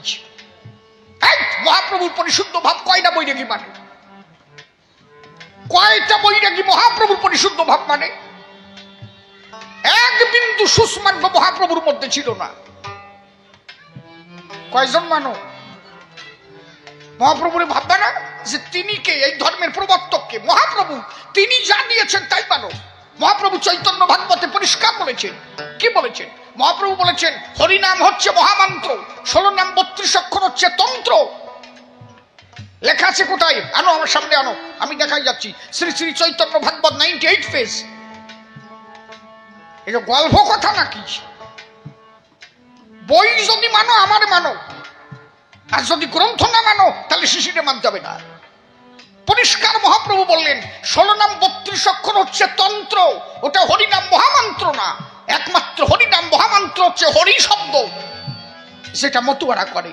আর মহাপ্রভু তাই করতেন। মহাপ্রভু জীবনে 16 নাম 32 অক্ষর গায়ে নাই। ও বই দেখি তুমি গাও পাইছো কোন জায়গায়? দেখাতে পারো আমারে? মহাপ্রভুর ভাব আগে জানো, যে মহাপ্রভু কি করেছিল, কারটা ধরে চলো, যিনি দিয়েছেন তার কথা ধরো। আমার পরে রাগ হবেন না কিন্তু। আপনি সারা জীবন ভুল জেনেছেন, সেইটাকে সঠিক বলে ধরে নেবেন, এটা হবে না তো। যেদিন চলে যেতে হবে, একদিন তো যেতে হবে, মূল সত্যকে জেনে যেতে হবে তো। মহাপ্রভু যেদিন খান্ডি বনে হরিকরিকে উদ্ধার করতে গেল, কি বলেছিল, কি নাম গাইছিল জানো? হরে কৃষ্ণ হরি বল। বই আছে এখানে, চৈতন্য চরিতামৃত আছে, নিয়ে আসেন, আমি দেখাচ্ছি। হুলো সাটাম দিয়ে গান গালি হবে নাকি? স্টাডি করো, বই পড়ো। মহাপ্রভু কোনদিন 16 নাম 32 অক্ষর মুখে গায় নাই, এটা জেনে রাখো। মহাপ্রভু সবসময় বলতেন হরি বল, হরে কৃষ্ণ হরি বল, হরে কৃষ্ণ হরি বল।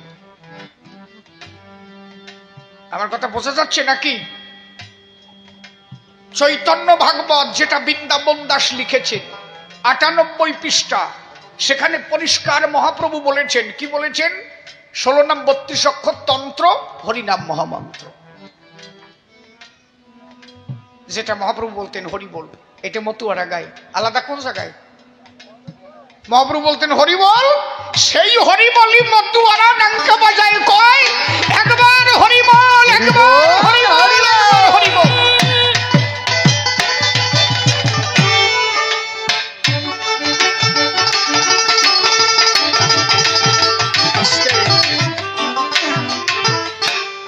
এই জন্য দেখবা কয় যে কালীর প্রতি হরি বল, দুর্গার প্রতি হরি বল, রাধা কৃষ্ণ প্রতি হরি বল, নাকি শান্তি হরি প্রেমানন্দে হরি বল, রাধা কৃষ্ণ প্রতি প্রেমানন্দে হরি বল। যেখানে নাম যজ্ঞ হয় তার মধ্যেও কি কয় না হরি বল? কয় কি না?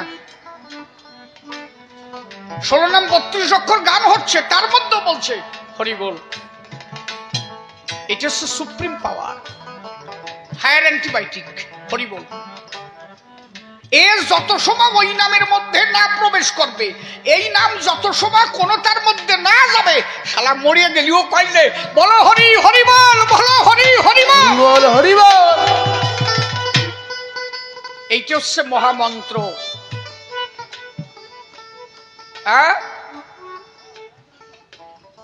প্রভু কইছে হরি বল, সেই মতুয়ারা কয় হরি বল, তাহলে বৈষ্ণবরা কয় হরি বল, প্রেমানন্দে হরি বল, তাহলে আলাদা থাকে কি হরি বল? হরি বল। বোঝে না, খালি বোঝে না। আপনাদের যদি মনে কোনো সংকোচ থাকে, আমি শিশির সরকার এখনো তো 6-7 ঘন্টা এখানে থাকবো তো। আপনি গ্রন্থ আনেন, আমি যদি দেখাই না যেতে পারি, আর কবি গান গাবো না জীবন। লিকসারবাজি দিয়ে গান হয় নাকি? আমি আরে ঘরের দরে বুঝাই যাব নাকি যে না এবার সামনের বছর আবার বাইনা যাতে পাইছি না, ও ছাতা দিয়ে আমার দরকার নাই। যেটা সত্য সেইটাকে জানতে হবে নাকি? তাইতে বাইনা দিলিও ভালো, না দিলি আরো ভালো। আপনারা অনুকূল ঠাকুরের যে ধর্ম এখানে আছে কি? আমাদের সৎসঙ্গী যারা আছে না, ঠাকুরের একটা বন্দনা আছে না, কি গায়? জয় রাধে রাধে কৃষ্ণ কৃষ্ণ গোবিন্দ গোবিন্দ বল রে। জয় রাধে রাধে কৃষ্ণ কৃষ্ণ গোবিন্দ গোবিন্দ বল রে। রাধে গোবিন্দ গোবিন্দ গোবিন্দ গোবিন্দ গোবিন্দ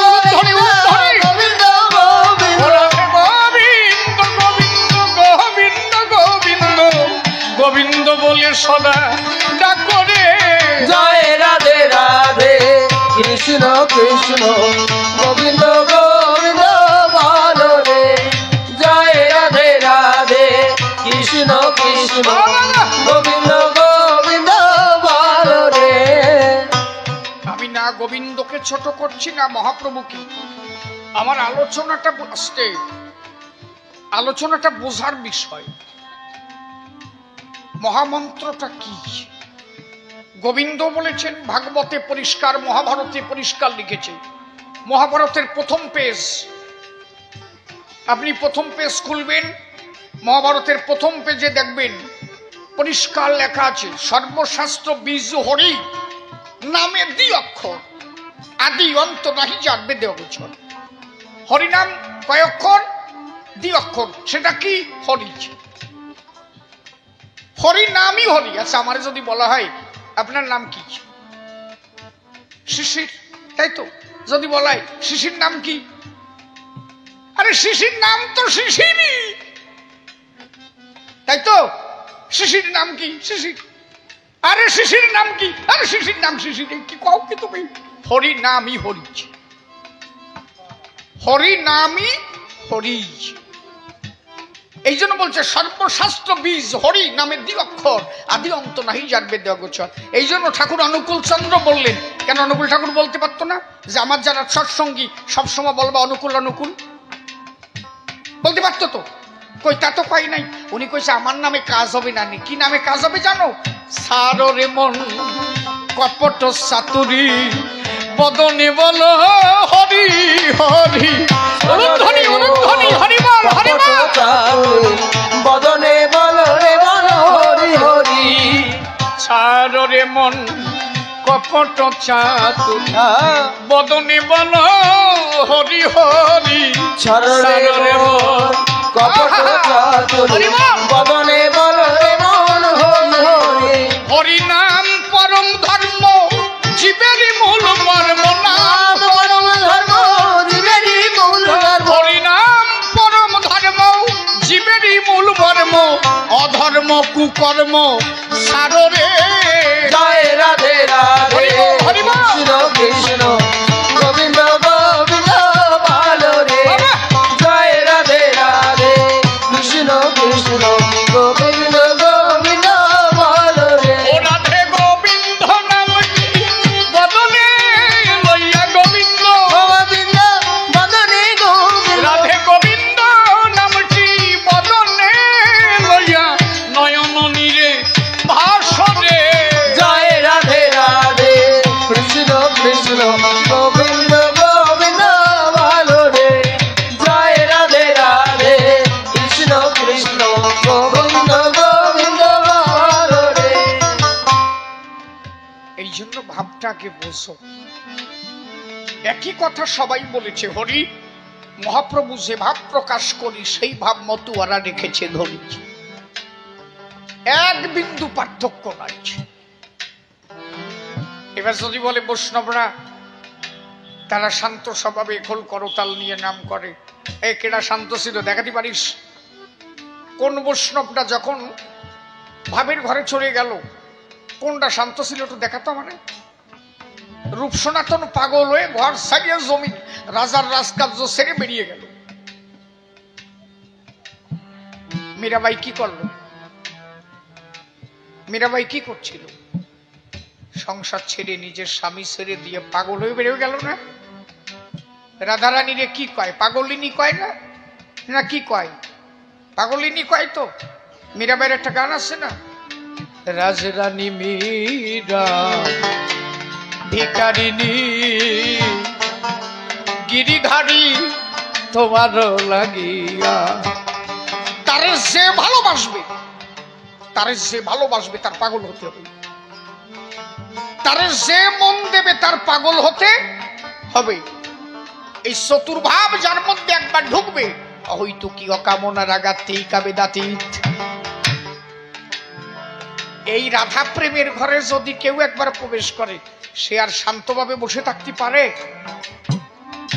রাজরানী মীরা ভিখারিনী গিরিধারী তোমার লাগিয়া। হরি বল হরি বল হরি বল হরি বল হরি বল। গিরিধারী তোমার লাগিয়া।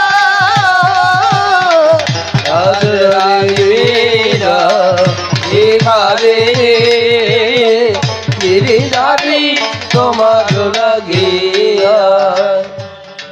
পথে পথে ঘুরি উদাসিনী পথে পথে বাবা উদাসী। পথে পথে ঘুরি উদাসিনী হরিনাম ভিক্ষা মাঙ্গিয়া গো। গিরিধারী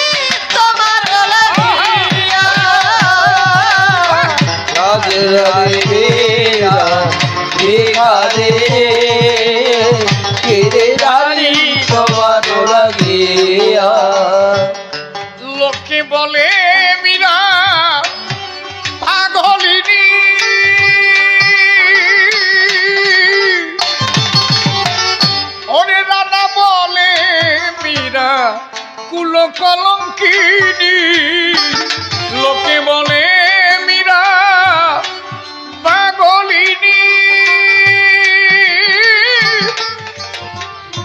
রানা বলে মীরা কুল কলঙ্কিনী মীরা কাঁদে তোমার লাগিয়া গো গিরিধারী তোমার লাগিয়া রাজরানী মীরা ভিখারিণী গিরিধারী তোমার লাগিয়া। কোথায় আছো তুমি গিরিধারী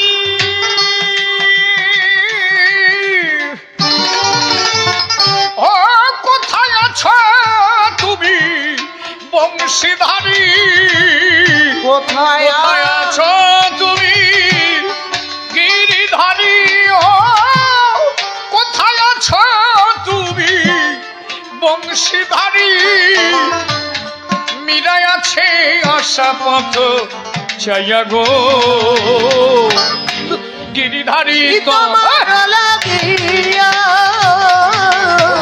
রাজরানী মীরা ভিখারিণী গিরিধারী তোমার লাগিয়া। রাজরানী মীরা ভিখারিণী গিরিধারী তোমার লাগিয়া। ভক্ত একবার বাসলে ভালো হয়ে যায় পাগল, কারণ শান্ত প্রেমটা প্রথম অবস্থা শোনেন জ্ঞানী দল। শান্ত দাস্য সখ্য বাৎসল্য আরো মধুর রতি, এই মাধুর্য প্রেমে একবার যদি কারো হয় বসতি, এই মাধুর্য প্রেমের তিনটে রতি সাধারণই সামঞ্জস্য কয়। সামাত্যারতির দেশে গেলে মানুষ পাগল হয়ে যায়। এই জন্য মতুয়া যারা পাগল তারা গো, কারণ এরা তো অন্য কেহ নয়, ওই বৃন্দাবনের গোপী যারা এবার মতুয়া হয়েছে রে ভাই। অশ্বিনী গোসাই লিখেছে গান, এবার কত গোপী এক দলে হয়েছে জোড়া। গিয়ে দেখলাম মতুয়া পাড়া, তাহলে প্রকৃত মতুয়া কারা? বৃন্দাবনের গোপী যারা এবার মতুয়া হয়েছে তারা। এই জন্য এরা পাগল পাড়া গো, তাই তো পাগল হয়ে তারে ডাকে। সেই বিশুদ্ধ ভাব বৈষ্ণব মতুয়া একই জায়গায় থাকে। এই মতুয়ার বৈষ্ণবের মধ্যে কোনো পার্থক্য নাই। আমি বিশুদ্ধ আকারে বোঝাইলাম ধর্মসভার গায়ে। প্রকৃত বৈষ্ণব যারা হরিনাম করছে তারা, প্রকৃত বৈষ্ণব যিনি মতুয়াদের মধ্যে পাগল হয়ে গেছেন, তিনি গোবিন্দকে পাবার আশায়। মতুয়ারা যিনি গোবিন্দ তিনি হরি চান। মহাপ্রভু শ্রীকৃষ্ণ মহাপ্রভু হয়ে এলেন, সেই মহাপ্রভু হরি হয়ে এলেন। ভাব এক জায়গায়, আলাদা কোনো জায়গা নাই। একটা ছেলে স্যুট প্যান্ট পরে এখানে এসেছে, সে সাধু হতে পারে না? পারে কি না? তার তিলকমালা নিতেই হবে, তার চুল রাখতেই হবে, তার দাড়ি রাখতেই হবে, মোটামালা নিতেই হবে। এগুলো ভাব ভঙ্গি ছাড়া আর কিছু না। সাধু হতে গেলে তার মন সাধু হওয়া দরকার। ভিতরটা সাধু হলে তার বহিরঙ্গের সাজে কিছু আসে যায় না। আমি একবার মালদা গানে গেছি, বুঝলি? এখন বৈরাগী কথা বলা যায় না, বৈরাগী মানে বিশুদ্ধ শব্দ। তিনি হচ্ছে না কাঠা বৈরাগী। শালা গান গাইছি ওই বাড়ি, এখন যাওয়ার পরে দেখছি আমার ভাব দেখাচ্ছে। খাইয়ে এসে স্নান করি আইছে, পায়খানায় একটু স্নান করি আইছে, প্রস্রাব করে আইছে। দাদা কোথায় গেছি? বলে প্রস্রাব করতে। আর তা কোথার থেকে বলে স্নান করে এলাম। ভালো। একটু পরে মাঠের থেকে ঘুরিয়ে স্নান করেছে। দাদা গেছিলেন কোথায়? বলে মাঠে। তাহলে স্নান করে এলেন? আহা, কত পায়খানা টায়খানা থাকে তো, সবসময় গোবিন্দ গুণাগুণ গাইতো। পায়খানায় যদি পা পড়ে আমার কত ইস, মানে আমি মানে ভাবে গদগদ হয়ে যাচ্ছি।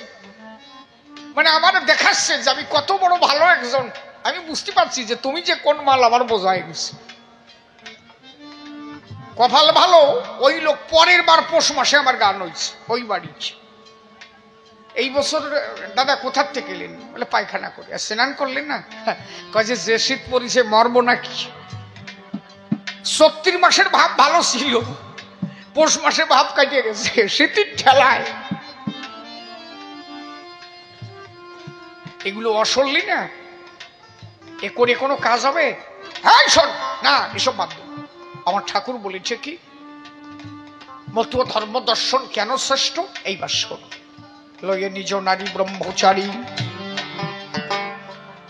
সচ্চরিত্র রবে, হাতে কাম মুখে নাম সদা, সত্য কথা কবে, পরপতি পরসতী, হারে কভু না স্পর্শিবে, তুমি না ডাকিলে হরি তোমারে ডাকিবে। একেবারে পরিষ্কার পরিষ্কার কয়টা কথা বলল। কি বলল? লয়ে নিজ নারী ব্রহ্মচারী। তুমি নিজের বউ নিজে বিয়ে করো, তার কাছে সব কোনো বেজাল নেই, ঝামেলা মিটে যাক, সন্তান জন্মাও, কেউ তোমার কথা বলতে আসবে না, দেখতে আসবে না। তার মধ্যে দিয়ে ঈশ্বর সৃষ্টিকে ভালোবাসে। তোমরা যদি মিলন না হও, যদি তোমরা সৃষ্টি না লও, তাহলে জগতই তো একদিন শূন্য হয়ে যাবে। হরিনাম কে করবে? এই আমরা সবাই যদি বইরে গিয়ে হয়ে বৃন্দাবন যাই, কাও বউ ছাড়িয়ে দিয়ে সবাই চলে গেলাম, এরপরে এই সম্মিলন কেডা করবেন? 100 বছর পরে কেডা করবেন? জনশূন্য হয়ে যাবে না।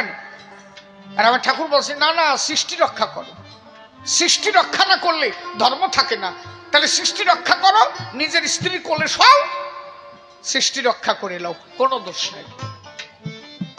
কিন্তু তোমরা তা না করিয়ে পরের বিধবা, পরের এই যে কি দিয়ে কুরুত কলমারি, এটা ভেজাল মেজাল ফেলা, এটা কি করো? এগুলো কোন ধর্মে আছে কও? মতুয়াদের কথা হচ্ছে সাচ্চা কথা, কোনো ভেজাল নাই। তুমি বৃন্দাবন যাবা, ৫,০০০ টাকা খরচা করে চলে আসবা, কি পাবা? আর আমার ঠাকুর কি বলছে? অনর্থ না করিবে তীর্থ পর্যটন। তুমি তীর্থে যাবা না, তীর্থে যাওয়ার তোমার দরকার নাই। কি কারণে যাবা? ছাতা কি আছে ওই জায়গায়? ওই ৫,০০০ টাকা তীর্থে না দিয়ে 50 গুণ 100, 50 গুণ 100। ভাব খারাপ মনে হচ্ছে তোমাদের? কোথায় আছো তুমি? খাবা নাকি কিছু?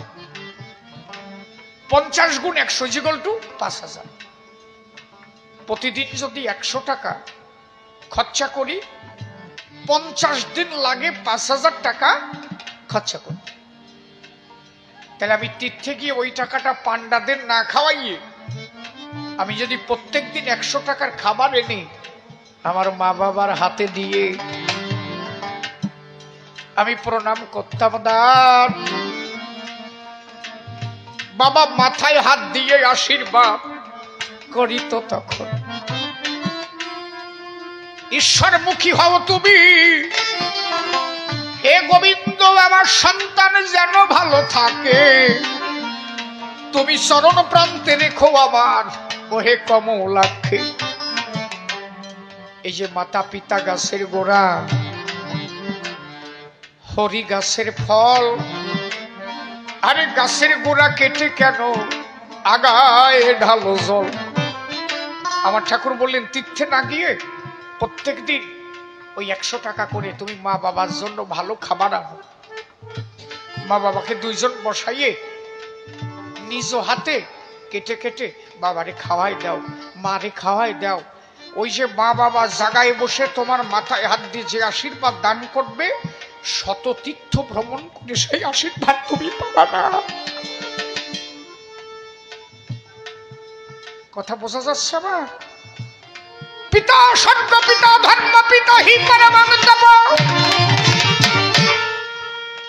পিতরি পিতিমা পুণ্য পীরন্ত সর্ব দেবতা,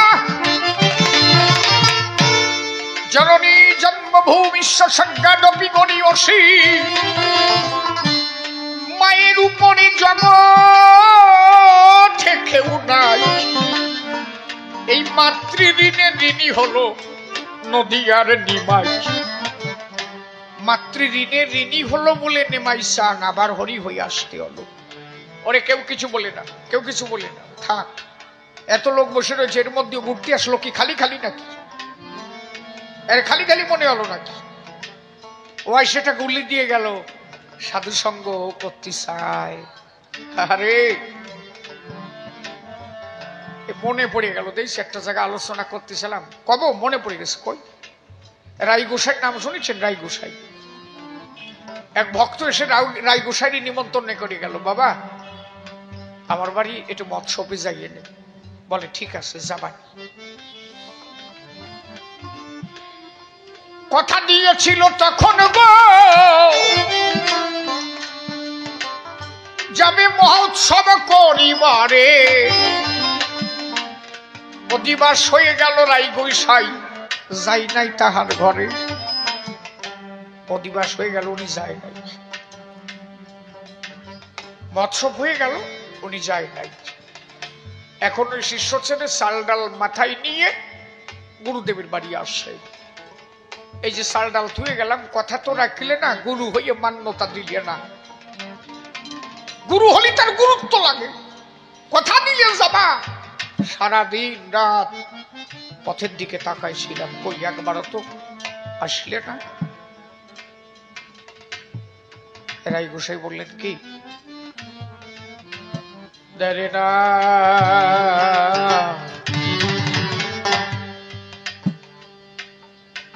তোমার তো আসার কথা ছিল, কই আসলে না? বলে আমি তো গেছিলাম, তুই তো আমার ধরে রাখলি না। বাবা তুমি গেছিলে? বলে হা হা গেছিলাম। কখন গেছিলাম? ওই ভক্তরা সবাই মিলে যখন অধিবাস কীর্তন করে, আমি গিয়ে কিন্তু দাঁড়াইছিলাম তোর দ্বারে। এটা সলা কাঠ দিয়ে বাড়ি দিলি কেন? আমি বাগানের মধ্যে চলে গেলাম, ভাবলাম ভক্ত বোঝে নাই। ভক্তরা যখন মহাসংকীর্তন গান গায়, আমার তারকের গানও ছিল, আমি দেখি যে ভক্তরা সবাই কান্নাকাটি করছে, এক ভক্ত আর এক ভক্তকে জড়ায় ধরছে, চরণ ধুলি দিচ্ছে। আমি ভাবলাম আমার ভাগ্য হয় কি না হয়, আমিও ভক্তের চরণ ধুলি পাইয়ে নেব।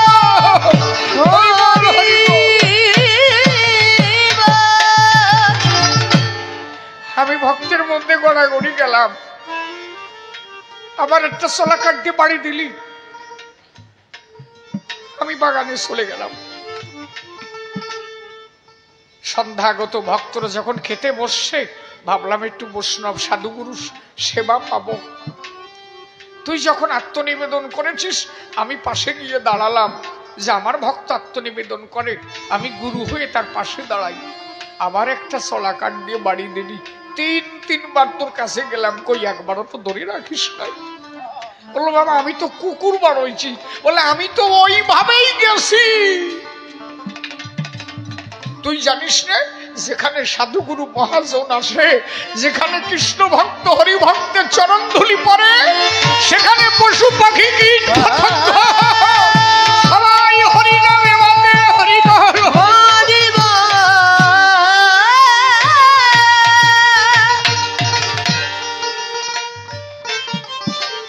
এই জন্য যেখানে হরিবাসর হয়, যেই আসুক তার কিছু বলতে হয় না, ওরাও সাধু সঙ্গ করতে আসে।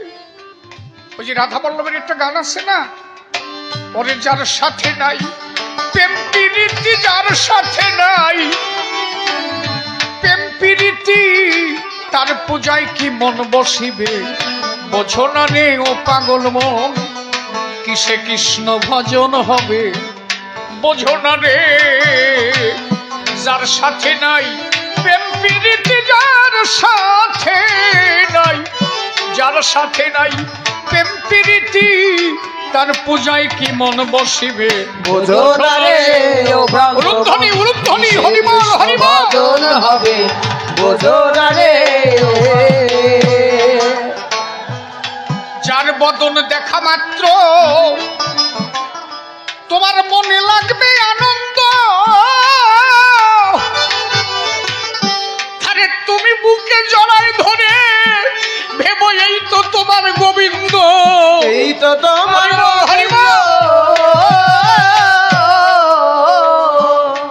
কাউরে জড়ায় ধরলে প্রেম বাড়ে না?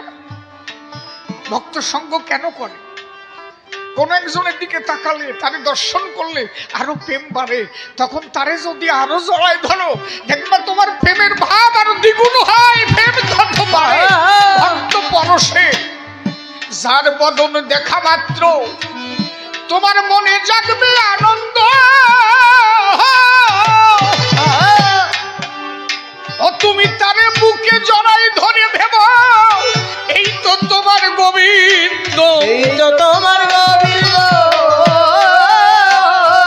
প্রতি অঙ্গে প্রতি অঙ্গ করিও এই সাধু সঙ্গ, প্রতি অঙ্গে হরিবল হরিবল হরিবল সাধু সঙ্গ, প্রতি অঙ্গে প্রতি অঙ্গ হরে করিও গোবিন্দের সঙ্গ, প্রতি অঙ্গে প্রতি অঙ্গ করিও সাধু সঙ্গ।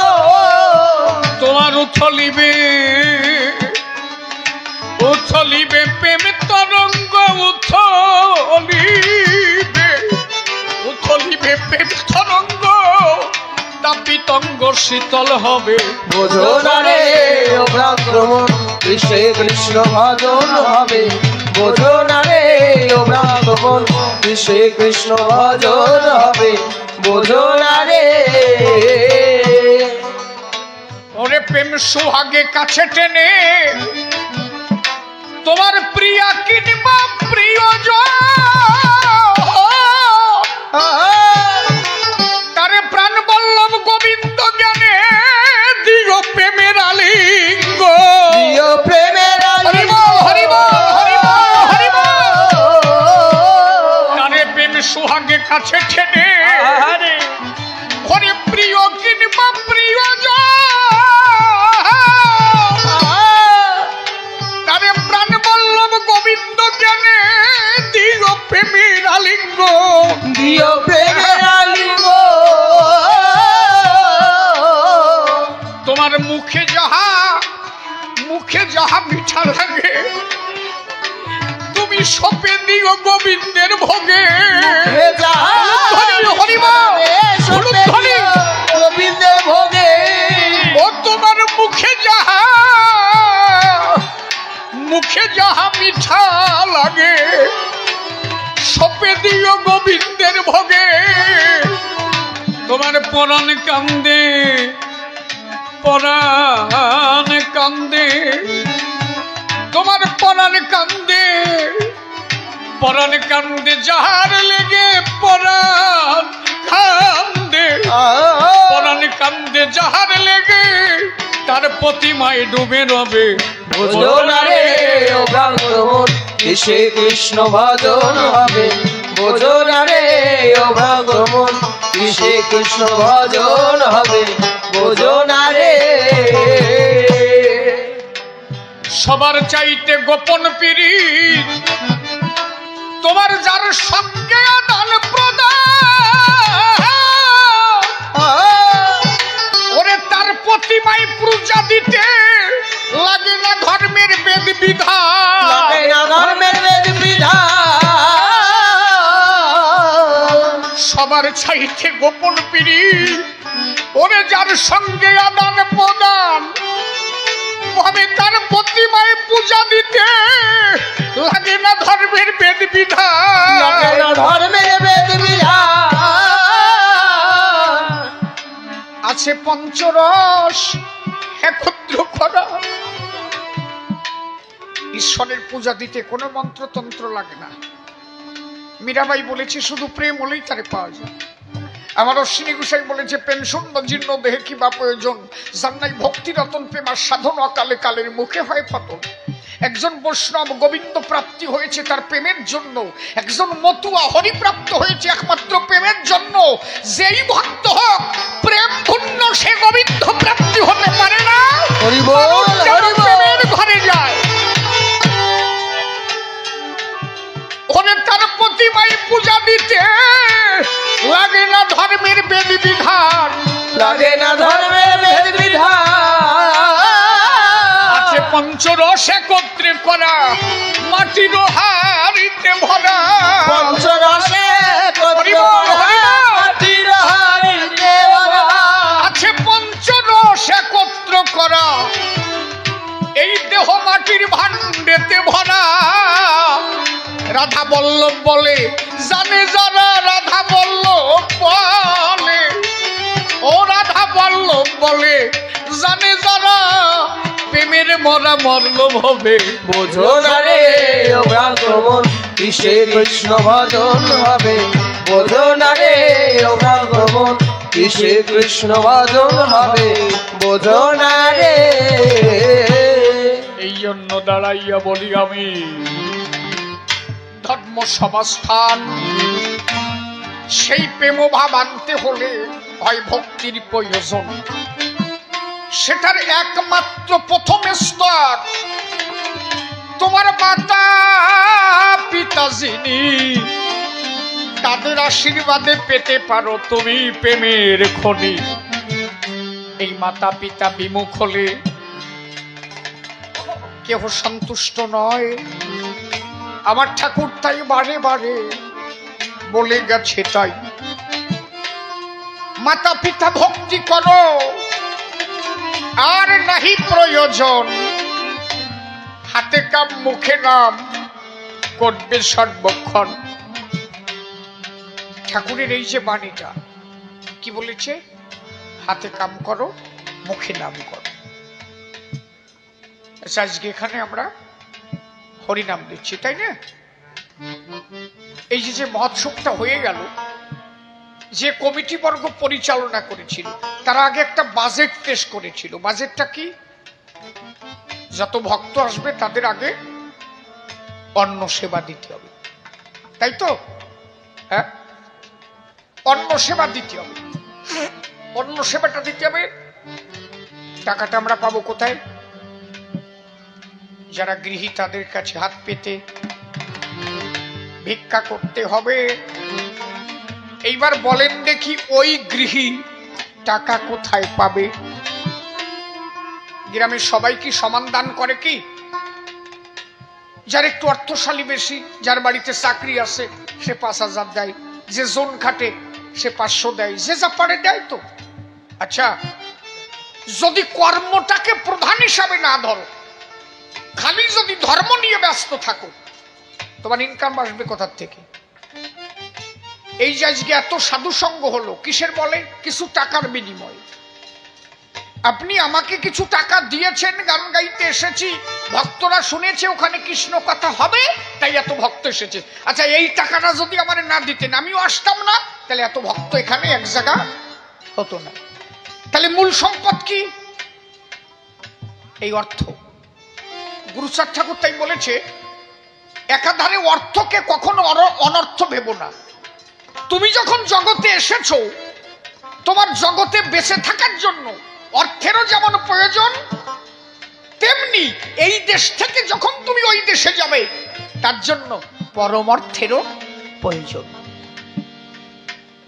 দুটোকেই প্রয়োজন।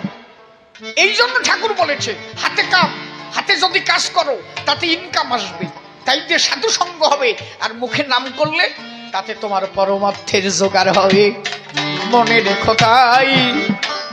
তাহলে যাবার পথ তোমার সুন্দর হবে, বলি সবার ঠাই। আর জাতাজাতি করবে না কেহ, মনে রাখবা হিন্দু মুসলমান, এ জগতে জাতি নয়, সবাই মোরা সমান। এই ভাবনা থাকবে সর্বক্ষণ, হয়ে এক জাতি।